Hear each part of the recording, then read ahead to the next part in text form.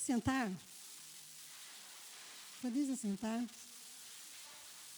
Que antes de ler o texto bíblico, quero fazer uma introduçãozinha aqui ao nosso texto.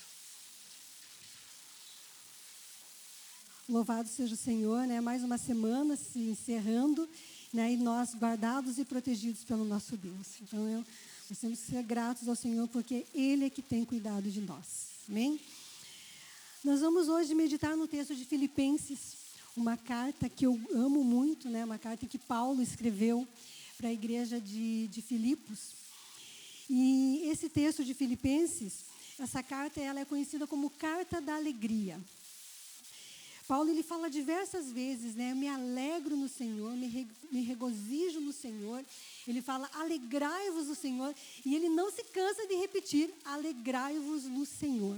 Então, por isso é chamada de carta de alegria. É uma carta em que Paulo, ele abre o coração, né? E fala com o coração aberto das dificuldades dele também, e do quanto ele é grato, o quanto ele é agradecido, né? Aqueles irmãos que enviaram uma oferta que ele tanto estava precisando. Ele precisava muito de ajuda naquele momento. E aquela igreja estava sensível, né, às necessidades de Paulo e enviou essa oferta a Paulo. Então, por isso que ele fala muito de gratidão. Então, é uma carta muito íntima que revela a maturidade espiritual de Paulo. Uma maturidade invejável, né? Inveja não é de Deus, mas a gente pode dizer que é uma maturidade que a gente tem que desejar. É nessa carta que Paulo fala, para mim o viver é Cristo e o morrer é lucro. É nessa carta que Paulo fala, né, da paz que excede todo entendimento. É nessa carta que Paulo, né, repete várias vezes, né, alegre-se sempre no Senhor, independente da situação, meu irmão, independente da situação que você está vivendo. A gente vai meditar um pouquinho, então, sobre esse texto de Filipenses, que está aqui em Filipenses capítulo 4, nós vamos ler do versículo 4 ao 13. Se você tiver a oportunidade, e eu tenho certeza que você vai criar essa oportunidade, leia essa carta. São apenas 4 capítulos, né? Quem ainda não leu um livro nesse ano, você ainda pode fazer isso nessa noite, né? Você pode ler, né, o livro de Filipenses, essa carta de Filipenses, e considerar que você leu talvez o melhor livro da tua vida, né? Porque é uma carta muito profunda, fala muito conosco. A gente vê uma maturidade de Paulo, assim, que é de deixar a gente tocado mesmo. Então, nós vamos ler Filipenses 4, do 4 ao 13. Agora se coloca em pé, mais um minutinho, por favor, em reverência à palavra. Alegre-se sempre no Senhor. Novamente direi, alegre-se. Seja a amabilidade de vocês conhecida por todos. Perto está o Senhor. Não andem ansiosos por coisa alguma, mas em tudo pela oração e súplicas e com ação de graças. Apresentem seus pedidos a Deus. E a paz de Deus, que excede todo o entendimento, guardará o coração e a mente de vocês em Cristo Jesus. Finalmente, irmãos, tudo que for verdadeiro, tudo que for nobre, tudo que for correto, tudo que for puro, tudo que for amável, tudo que for de boa fama, se houver algo de excelente ou digno de louvor, pensem nessas coisas. Ponham em prática tudo o que vocês aprenderam e receberam, ouviram e viram em mim, e o Deus da paz estará com vocês. Alegro-me grandemente no Senhor, porque finalmente vocês renovaram o seu interesse por mim. De fato, vocês já se interessavam, mas não tinham a oportunidade de demonstrá-lo. Não estou dizendo isso porque esteja necessitado, pois aprendi a adaptar-me a toda e qualquer circunstância. Sei o que é passar necessidade, sei o que é ter fartura. Aprendi o segredo de viver contente em toda e qualquer situação. Seja bem alimentado, seja com fome, tendo muito ou passando necessidade. Tudo posso naquele que me fortalece. Amém? Podeis assentar. Louvado seja Deus. Nós poderíamos ficar um mês estudando, né? Meditando, analisando versículo por versículo desse texto que nós lemos, né? Aqui é como se fosse um resumo ali que ele agradece, né? Porque ele foi ajudado durante a necessidade dele. Poderíamos ficar um mês aqui, a gente tem muito assunto para falar. Mas eu quero focar com vocês aqui no versículo 6, a princípio, onde Paulo fala assim: não andem ansiosos por coisa alguma, mas em tudo, pela oração e súplicas e com ação de graças, apresentem seus pedidos a quem? A Deus. Então, Paulo aqui ele recomenda aos irmãos de Filipos, e ele recomenda para cada um de nós aqui nessa noite, que nós não andemos ansiosos. E ele acrescenta, por coisa alguma. Ou seja, não fique ansioso por nada. Se a gente for pensar, analisar o que é ansiedade, como que a ansiedade nos afeta, a gente percebe que a ansiedade ela é natural do ser humano. Todos nós temos um nível de ansiedade, e tem ansiedade que é boa, né? Quando a gente vai fazer uma viagem, né? Você fica ansioso. Quando você vai fazer uma entrevista de emprego, você fica ansioso, não é mesmo? Quando você espera o resultado, né, de uma prova que você fez, de um exame que você fez, isso gera um nível de ansiedade. Até isso é normal, porque o próprio Paulo falou aqui na sua carta que ele esperou ansiosamente, né? Ele fala aqui no 3:20. Coloca para nós lá, por favor. Filipenses 3:20, ele fala assim: a nossa cidadania, porém, está nos céus, de onde esperamos ansiosamente o Salvador, o Senhor Jesus. Então, nós esperamos ansiosamente o nosso Senhor, com aquela expectativa, aquela coisa boa, aquela coisa gostosa, sempre esperando o melhor, não esperando coisas ruins. E o problema da ansiedade é isso. Quando a gente pensa na ansiedade, a gente está sempre vinculado a coisas ruins, a coisas negativas, né? E quando essa ansiedade passa a ser muito intensa, aí vira uma patologia. Precisa às vezes até de uma intervenção médica, não é mesmo? Então, a gente tem que tomar cuidado e avaliar esse nível de ansiedade. Os psicólogos dizem que a ansiedade é um excesso de futuro. Mesmo quando a gente está pensando muito nas coisas que vão acontecer no amanhã, as expectativas são muito grandes, isso é um excesso de futuro. E se isso te tira o sono, é um problema. Se isso afeta as suas decisões no dia a dia, é um problema. Se isso te causa medo e insegurança, irmãos, é um problema.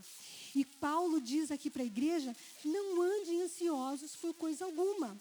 Não pense demais. Quando a gente começa a pensar demais num problema, em alguma coisa, vira um problema, não é mesmo? Se você ficar pensando o dia inteiro, nossa, eu tenho um cesto de roupa para lavar, e aquele cesto de roupa está lá, e você fica pensando o dia inteiro, isso vai virar um problema, né?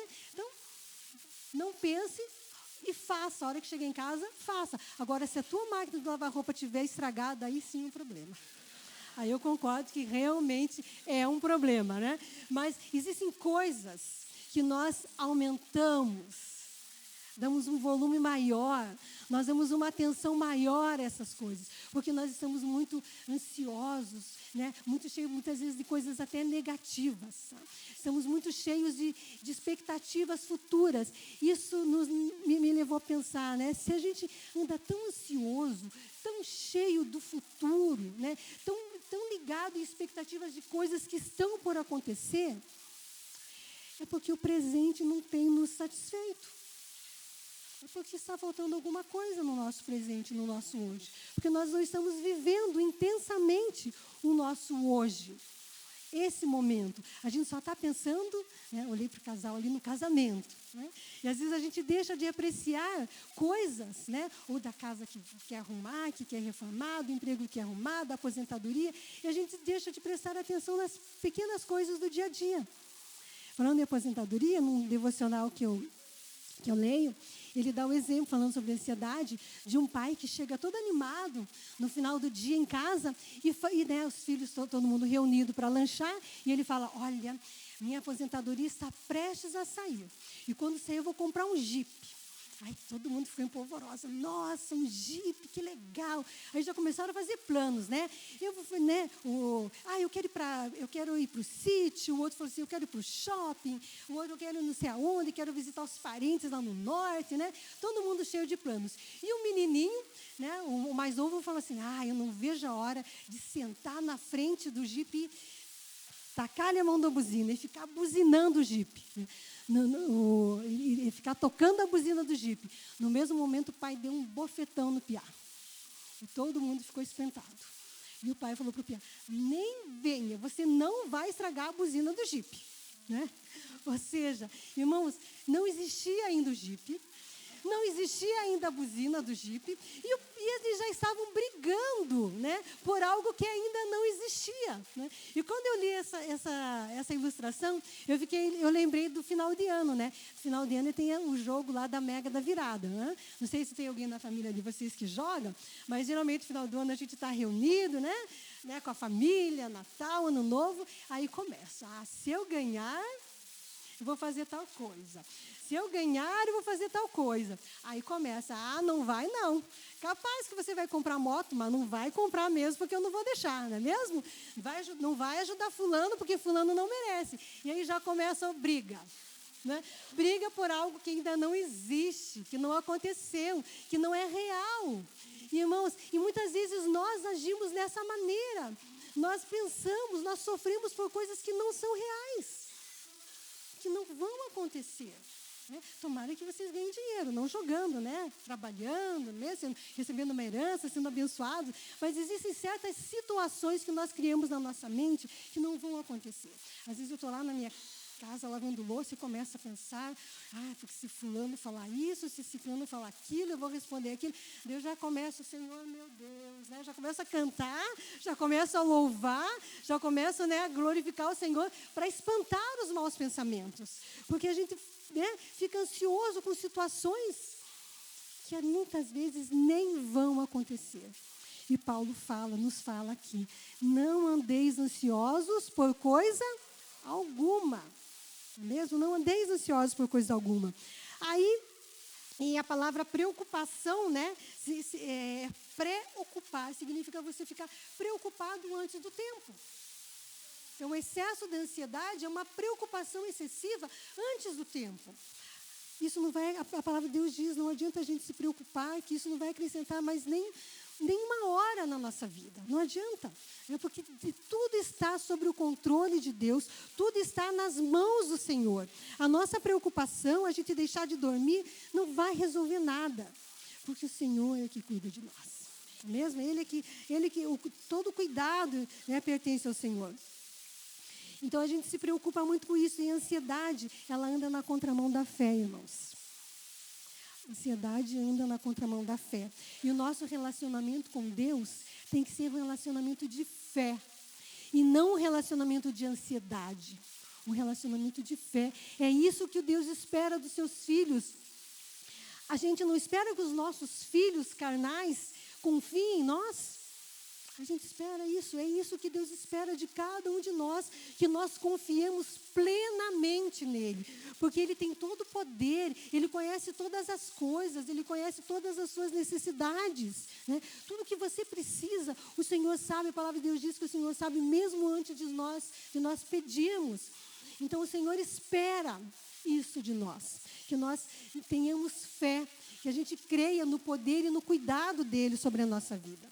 E se a gente está com esse excesso, né, de futuro, de ansiedade na nossa vida, irmãos, Paulo diz, quando Paulo fala aqui em contentamento, eu fiquei pensando, então se nós estamos muito cheios de futuro, é porque no nosso presente está faltando um ingrediente chamado contentamento. Contentamento é muito mais do que uma alegria, né? Uma alegria assim que... É um estado de satisfação plena. Sabe essa paz que Paulo fala aqui, que excede todo entendimento? É dessa paz que Paulo está falando. Esse contentamento, ele nos dá essa paz, essa tranquilidade, que nos ajuda a caminhar, que nos dá sabedoria para a gente estar resolvendo aqueles problemas que você não sabe por onde começar. Como que eu lido com essa situação, Senhor? Como que eu falo para essa pessoa sobre isso? Como que eu tomo essa decisão? Como que eu direciono isso na minha vida?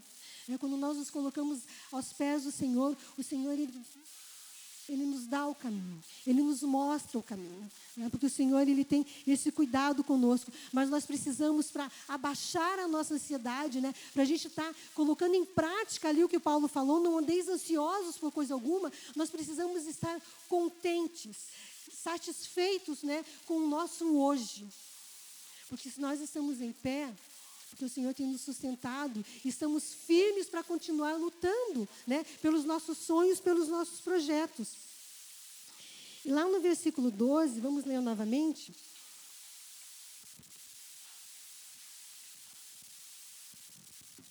Deixa eu desrosquear já, fica mais fácil. Veja lá o que Paulo nos fala, lá no versículo 12. Sei o que é passar necessidade e sei o que é ter fartura. Aprendi o segredo de viver contente em toda e qualquer situação. Seja bem alimentado, seja com fome, tendo muito ou passando necessidade. Será que a gente poderia falar isso de todo o coração? Será que se a gente estivesse passando ou passado por todas essas situações, a gente poderia, né, declarar como Paulo declarou que ele aprendeu a viver contente? Para o ser humano, infelizmente, nada é suficiente, né? Nós vivemos numa fase que tudo tem que ser extraordinário. Tudo tem que ser muito, demais, né? O chá de revelação da criança, né, tem que colorir a cachoeira para ficar bonito, não é mesmo? Tem que colorir a cachoeira, né? Tem que causar. Né? Se for simplesinho, estourar uns balãozinhos só lá, tem graça, todo mundo faz isso, mesmo? Tem que iluminar o Cristo Redentor lá, com a cor da criança lá, né? O azul, o rosa, tudo tem que ser mega, né? Ultra, tem que ser extraordinário no mundo que nós vivemos hoje. Porque para o homem nada é suficiente. Isso não começa em nós, né? Hoje. Não é coisa da nossa geração. Lá no Jardim do Éden já foi, né, levada a sementinha lá do descontentamento. Satanás foi lá e semeou no coração lá de Adão e Eva, soprou nos ouvidos deles. Para que continuar desse jeito? Dá para ser melhor.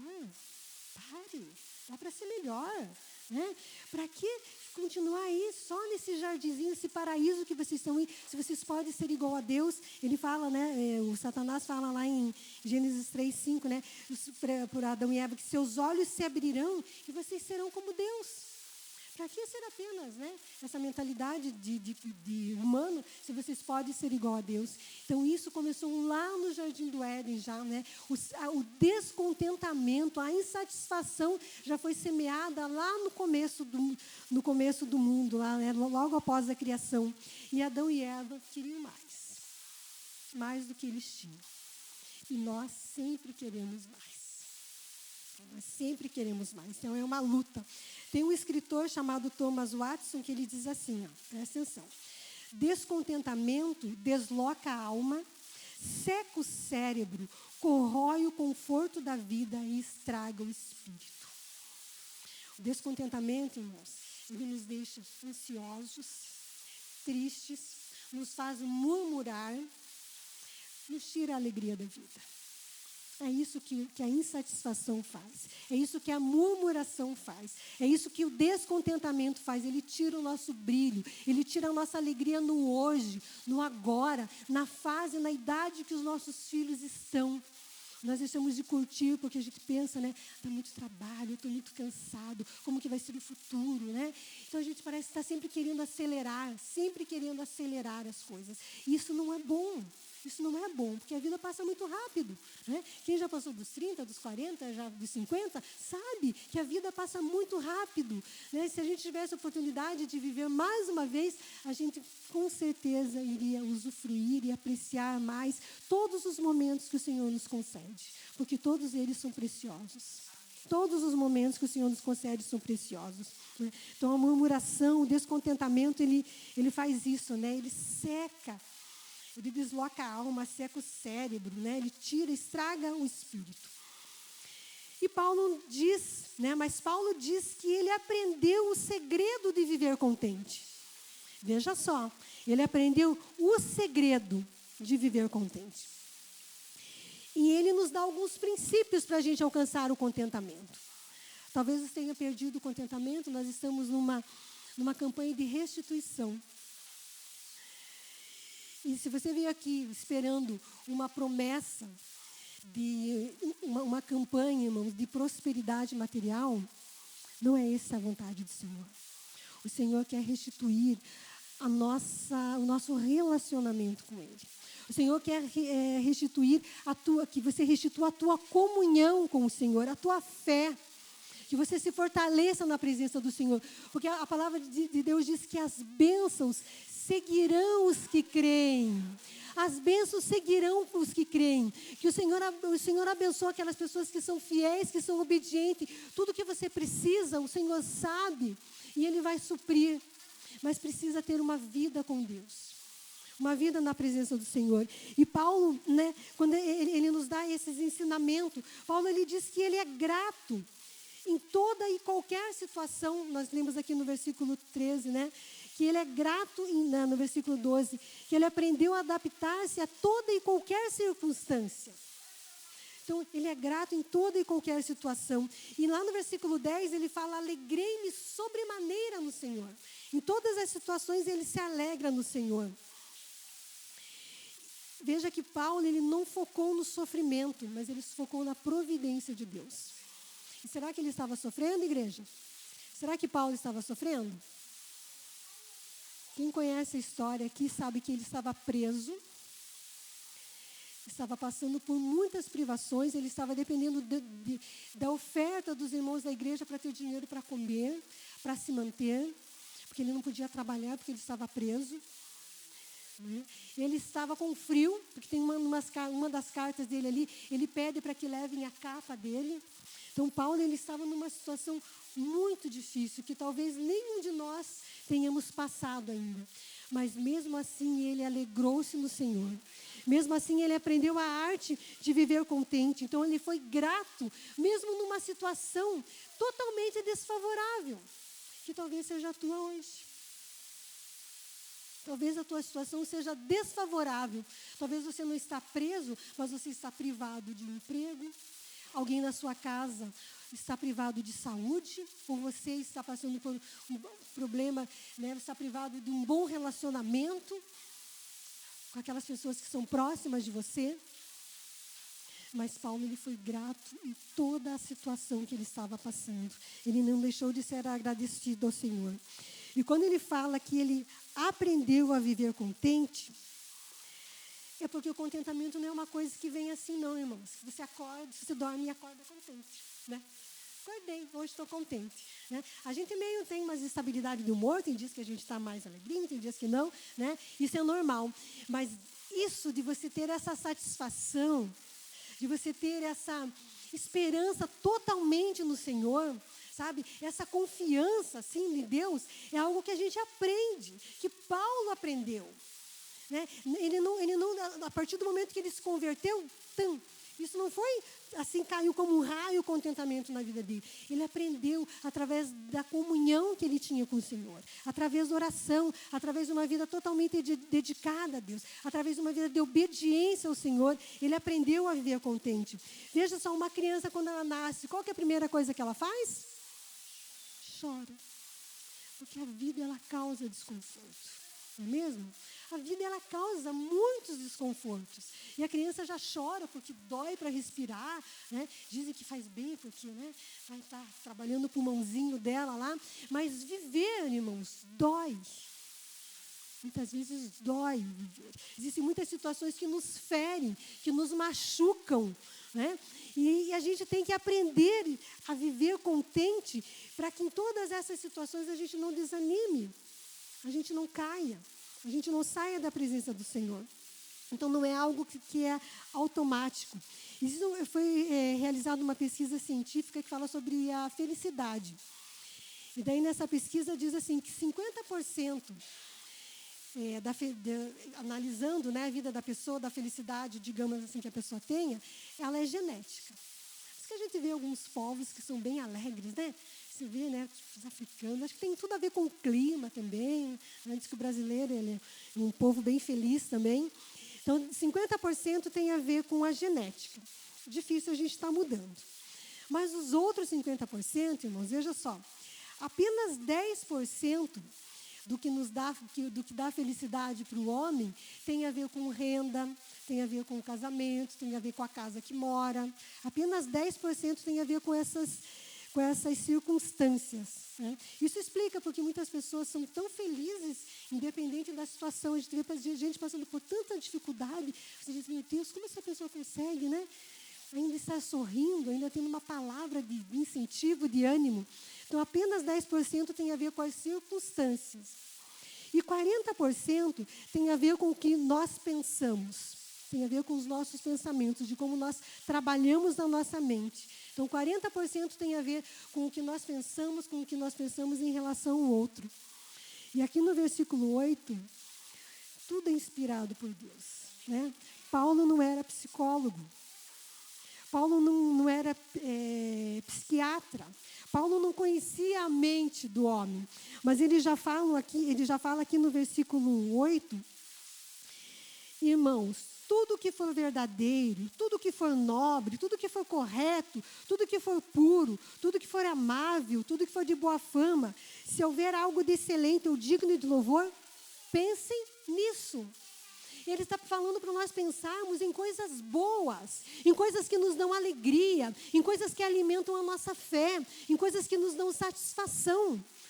Ele não fala aqui, fique pensando na dor, no problema, na tua dificuldade, não. Ele fala tudo que for puro, santo, nobre, amável, né? Tudo que for excelente, pense nessas coisas, porque esse é um dos segredos que Paulo aprendeu a viver contente, porque ele não pensava ali que ele estava preso, ele não pensava ali que ele estava com frio, com certeza ele sentia tudo isso, mas o pensamento dele ia além daquilo, porque a confiança dele estava além daquelas circunstâncias. A confiança dele estava além da dificuldade que ele estava sentindo, né? Porque a confiança dele estava no Senhor. Então, o contentamento, irmãos, ele não vem naturalmente, mesmo? É como se fosse um aplicativo. A gente tem que baixar o contentamento no nosso cérebro, né? Como se fosse um aplicativo lá. O nosso cérebro é como se fosse, né, um computador, mas ele não vem com esse aplicativo do contentamento. Você vai ter que baixar. E se você não baixou, hoje é noite de você baixar. Amém? O contentamento na tua vida. E esse aplicativo, esse app, ele tem que ser alimentado, ele tem que ser atualizado. Não tem uns que a gente tem que atualizar, os aplicativos lá? A gente tem que atualizar o aplicativo do contentamento na nossa vida. E como que a gente atualiza isso, Osni? Tocando, louvando, orando, não é mesmo? Tendo palavras de gratidão na nossa boca. A palavra do Senhor diz, dai graças por tudo. Palavras de gratidão, né, em todo, mesmo diante da dificuldade, né? Pensamento puro, como Paulo fala aqui, pensamentos agradáveis, pensamento não, né, de mal, não negativos, né? Não de a gente se achar, eu não estou bem, eu não sou uma boa pessoa. Não, nós somos filhos de Deus. Nós somos filhos do Criador, não é mesmo? Nós podemos todas as coisas porque somos filhos de Deus. Podemos, né, estar bem, mesmo na dificuldade, estar bem, porque o Senhor é que nos sustenta. Então, nós temos que alimentar esse aplicativo do contentamento todos os dias, alimento espiritual. Só assim nós vamos conseguir nos manter em pé. E outra maneira, né, que Paulo aprendeu a viver contente foi aceitando a situação. Ele diz em outras traduções, fala, tanto sei estar humilhado como sei ser honrado. Difícil, né, irmãos? Você ser honrado é fácil, mas diante da humilhação, muitas vezes você tem que pedir ajuda numa situação, ajuda de uma necessidade bem básica, né? Às vezes a gente se sente humilhado, mas dê graças ao Senhor. Paulo conseguiu enxergar um propósito mesmo diante da humilhação, mesmo diante de toda a dificuldade, ele conseguiu enxergar um propósito. E ele nunca deixou de falar, né, das necessidades e da dificuldade dele. Não estou falando para você, né, quando eu falo para não murmurar, né, para não reclamar, não estou dizendo para você que você não pode compartilhar a tua dor, o teu sofrimento, que você não pode chorar. Você pode chorar, você pode pedir oração, mas você não pode perder a tua fé. Você não pode deixar de sentir a presença de Deus diante da dificuldade, né? Porque o Senhor está com você. Lá em 2 Coríntios 4:8, por favor, coloquem lá para mim. Uma palavra em que Paulo fala aos coríntios. Olhe lá, né? Ele está falando da nossa vida aqui, né? Da vida de todo ser humano. Né? De todos os lados, Paulo fala que nós somos pressionados, mas não desanimados. Nós ficamos perplexos, muitas vezes assustados, diante de algumas situações que acontecem, né? Nós ficamos assustados, mas, irmão, mas não desesperados, né? Nós não podemos nos desesperar diante de nenhuma situação. Você pode ficar até perplexo, assustado, mas não desesperado. De todos, pode continuar lá. Somos perseguidos, mas não abandonados, porque o Senhor não nos abandona, igreja. Nós somos abatidos, mas não destruídos, porque o Senhor é que nos mantém, o Senhor é que nos sustenta. Né? Então, nós somos pressionados, passamos tudo quanto é tipo de dificuldade, irmão, mas nós não desanimamos. Amém? Nós não perdemos a nossa fé, nós não deixamos a nossa fé abalar. E Paulo, ele consegue enxergar um propósito mesmo no sofrimento. Você consegue enxergar o propósito de Deus no sofrimento que você está passando, no sofrimento que a tua família está passando? É difícil, né, irmãos? Mas aqui no capítulo 1, no versículo 12, diante de toda aquela situação, né, terrível que Paulo estava passando ali, que ele não tinha, humanamente falando, né, segurança nenhuma nesse mundo, ele fala assim no versículo 12: quero que saibam, irmãos, que aquilo que me aconteceu tem, ao contrário, servido para o progresso do Evangelho. Ele vê no sofrimento dele, irmãos, o progresso do Evangelho. No versículo 13, como resultado, tornou-se evidente a toda a guarda do palácio e a todos os demais que eu estou na prisão por causa de Cristo. E os irmãos, em sua maioria, motivados do Senhor pela minha prisão, estão anunciando a palavra com maior determinação e destemor. Olhe só, né, a consequência do sofrimento de Paulo. As pessoas estavam anunciando aquele evangelho com mais força, com mais ousadia. Eles estavam mais determinados em anunciar aquele evangelho, porque eles estavam sendo ali, né, motivados pelo sofrimento que Paulo estava passando. Então, às vezes, o nosso sofrimento, ele serve de testemunho. Ele serviu de testemunho para os guardas que estavam lá. Eu tenho um amigo que ele conheceu Jesus quando a filhinha dele ficou muito doente, ficou internada, né, nasceu prematura, e eles precisavam de milagre. Naquele hospital, lá tinha um servo do Senhor que também estava com a sua filha muito doente. E esse servo do Senhor evangelizou esse rapaz, e hoje ele é uma bênção. Ele serve, e ele e a casa dele servem ao Senhor. Então, filho de crente fica doente? Fica. Mas tem um propósito nisso. E com certeza o propósito, né, um dos propósitos desse servo do Senhor que evangelizou o meu amigo, foi que só anunciar a palavra de Deus onde ele estava. Né? Nós temos que ir até onde as pessoas estão. Nós precisamos ir aonde as pessoas precisam ouvir de Jesus. E as pessoas estão lá no hospital. E para a gente ir no hospital, ou você vai visitar alguém, ou você vai lá porque você está doente. Em tudo tem um propósito. Nós temos que enxergar nisso. Se você ainda não enxergou, irmãos, qual o propósito, peça ao Senhor, né, que o Espírito Santo te revele. Se você tem murmurado, peça perdão ao Senhor e comece a agradecer por essa situação, que Deus vai transformar essa situação. Vai transformar. O povo de Deus, quando estava lá no deserto, eles precisavam de água. Deus providenciou a água? Sim. Só que da primeira vez, as águas eram amargas. Sabe por quê? Porque eles murmuravam. Eles tiveram a água, mas as águas eram amargas.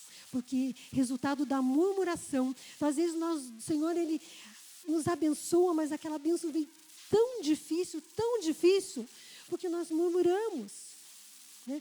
Que você possa ter uma vida grata ao Senhor, um coração grato ao Senhor, para que você usufrua plenamente das bênçãos que o Senhor tem para a tua vida, e que você não fique amargando nenhuma bênção, não é mesmo? Que isso venha naturalmente para a tua vida, que o Senhor sinta prazer em te abençoar. Porque o Senhor, Ele naturalmente Ele nos abençoa, mas que Ele possa fazer isso com muito prazer, com muita alegria, porque que Ele possa enxergar gratidão nas nossas vidas, no nosso coração, que Ele possa enxergar, esse contentamento que Paulo tanto fala e que ele aprendeu a ter e que eu e você devemos ter. Quando Paulo fala assim, tudo posso naquele que me fortalece, é como se ele estivesse dizendo, não posso fazer nada sem Cristo. Eu não posso fazer nada sem Cristo. Geralmente a gente usa essa frase como refrão. Tudo posso naquele que me fortalece, só pensando nas bênçãos materiais. Mas que a gente tem que declarar todos os dias. Nada posso sem Cristo. Nada posso fazer sem Cristo. Amém, igreja? Você que precisa restituir o contentamento na tua vida, eu gostaria que você se colocasse em pé. Aleluia, Jesus. Louvado seja o teu nome. Você que precisa alimentar o contentamento na tua vida, gostaria que você se colocasse em pé. Aleluia, Jesus. Se você fosse colocar hoje em uma balança, contentamento e insatisfação, contentamento e murmuração, o que pesaria mais? Contentamento ou a murmuração? Contentamento ou insatisfação? Vamos pedir ao Senhor que nos fortaleça, que restitua o contentamento em nós, que nos perdoe das nossas reclamações, da nossa ingratidão, porque o Senhor tem nos sustentado, nos abençoado todos os dias. Aleluia. Amado Deus, somos gratos pela Tua palavra, Senhor. Somos gratos por a experiência deste homem, Senhor, tão valoroso, ó Pai, que nos deixou essa carta, que nos motiva, Senhor, a continuarmos, ó Pai, firmes na Tua presença. Quero te pedir perdão, Senhor, porque temos muitas vezes murmurado, reclamado, Senhor. E em Teu nome, Jesus, eu quero que o Senhor venha restituir a alegria de viver dos Teus filhos, o contentamento na vida dos Teus filhos, ó Pai. Que o Senhor possa fortalecer a nossa fé, ó Pai. Que nós possamos pensar apenas em coisas que nos elevem a Ti, Senhor. Que, Senhor, nós que possamos ter satisfação no nosso dia a dia. Que possamos achar alegria em servir ao Senhor, em cantar ao Senhor, em louvar ao Teu nome, ó Deus Todo-Poderoso. Porque eu sei que o Senhor, ó Pai, tem bênçãos, muitas bênçãos para nós, ó Pai. Bênçãos além do que nós pensamos e imaginamos, Senhor. Por isso, ó Pai, a nossa vida está na Tua presença, a nossa esperança está em Ti, ó Pai. Que o Senhor venha, ó Pai, nos fortalecer, nos alimentar, ó Deus Todo-Poderoso, para que possamos estar cada vez mais perto de Ti, ó Pai. Restitui, Senhor, restitui o que falta em nós, restitui a comunhão, Senhor, restitui a satisfação, Senhor. É o que te pedimos em nome do Teu Filho amado Jesus Cristo. E somos gratos por esta noite, gratos por este mês, Senhor, e que dedicamos, Senhor, em buscarmos ao Senhor. E em todos os dias o Senhor nos alimentou. Obrigado, ó Pai, em nome de Jesus.